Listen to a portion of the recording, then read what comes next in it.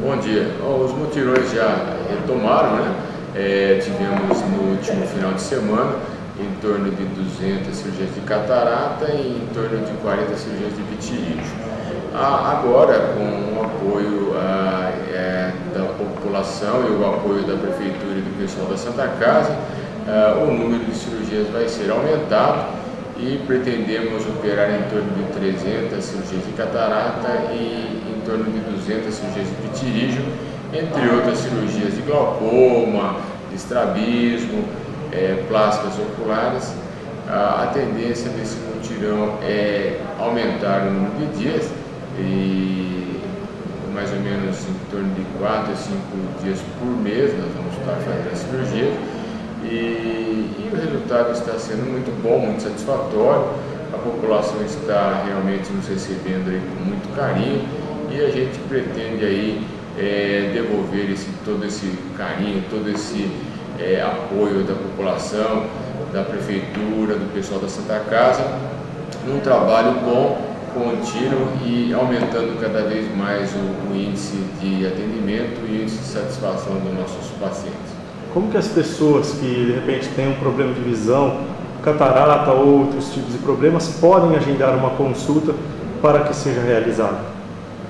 Bom, agora está em negociação com a Prefeitura de abrir um ambulatório diretamente aqui na Santa Casa, ou seja, em breve o paciente pode procurar-nos direto e será agendada a sua avaliação, sua consulta, e isso em poucas semanas eu acho que estará resolvido. A princípio, até então, era feita uma avaliação no SEMI, né?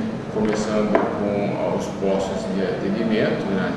Locais, aí encaminhava para o SEMI e o paciente era referenciado aqui para o nosso serviço para cirurgias.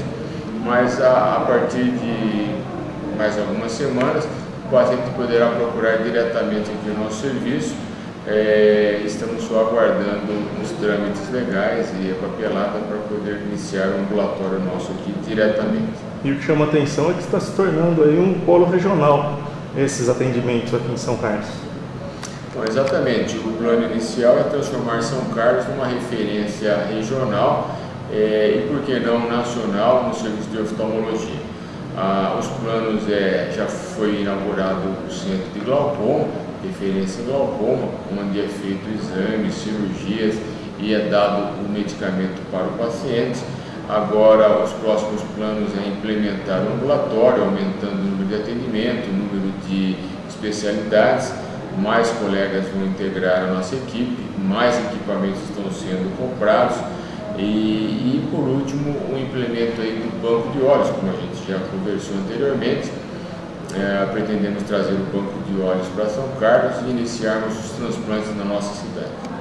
Jornal DBC Web.